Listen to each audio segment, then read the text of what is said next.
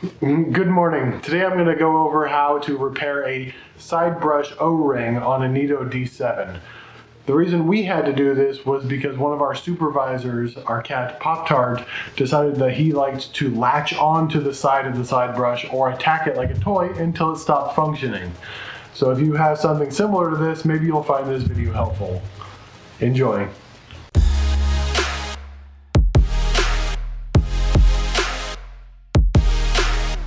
So our Neato held up pretty well for the first year or so. The cats didn't seem to care for it at all until we got Pop-Tart, who was just enamored with the thing.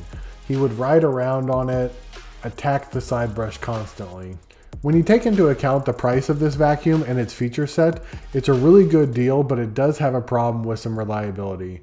That's where these come in. These are O-rings that I'm going to use to replace the one that comes on the side brush.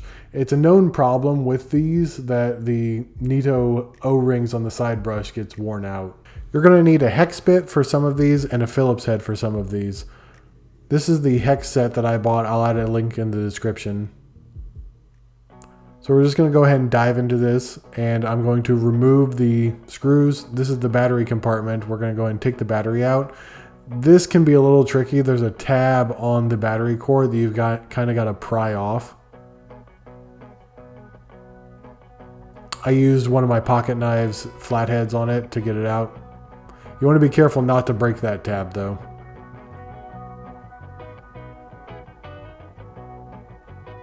Alright, I'm going to use the hex bit to remove all of these screws. I've got a magnet attached to this hex wrench so that way it can easily get the screws out of the holes. Taking off the bumper simply just pops off.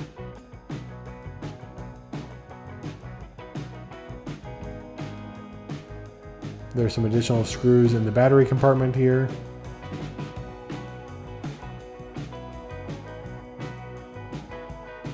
And there's these two tabs here with screws next to them that you're going to have to remove. Once we've got those, we're going to take these two tabs here. Careful of the buttons on the side, you don't want to damage those.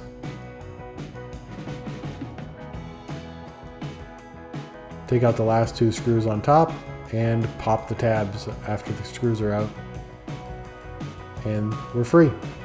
Now this part might look scary, but it's actually not bad at all because we're not going to touch most of this. I'm just going to remove the wiring harness and replace it later so that way I'm not encumbered by any of these cables.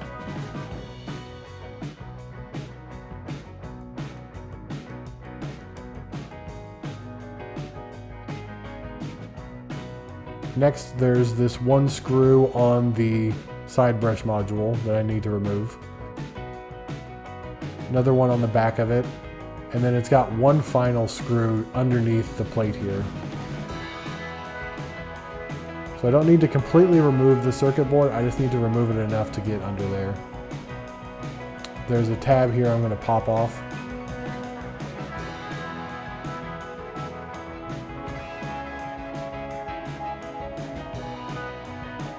Okay, so I've lifted it up enough to be able to get underneath there.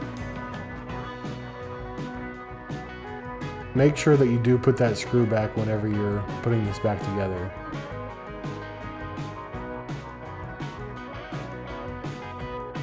And this is another reason why I have the magnet on there, so I'm able to easily get that screw out. One last thing I'm going to do is remove this ribbon cable to get at it. I hate ribbon cables, I feel like I always break them, so be very careful with this one.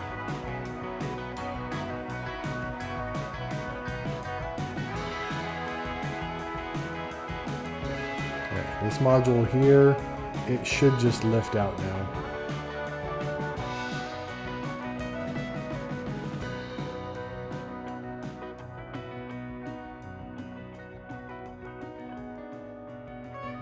And we've got the module out, and you can see there's an existing O-ring on this. This one is a little loose and it doesn't work that well. The material is completely different than the ones that I'm replacing it with. These, again, I'll have a link in the description on the ones I got. And I've been running it for about 6 months now and have had 0 issues on it.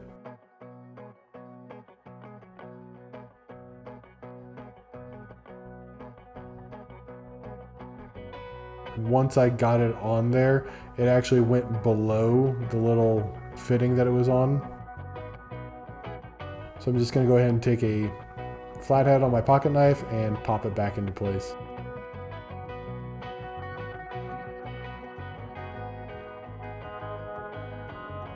Turns very well, adds some nice tension to it, and now we're going to go ahead and put it back into place.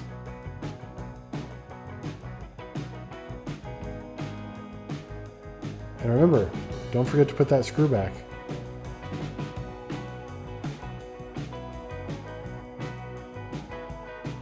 Go ahead and reattach the ribbon cable carefully and reattach all these wires in the wiring harness. Udon's going to go ahead and double check my work here. How does it look? Yeah, I'm going to have to fix that later.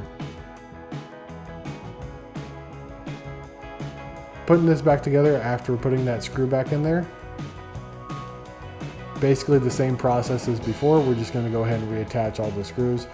Very important that when you're putting this back together that none of the wires are getting pinched into this case. If one of the wires is pinched or is not placed right, then you could have a problem with the case fitting back together.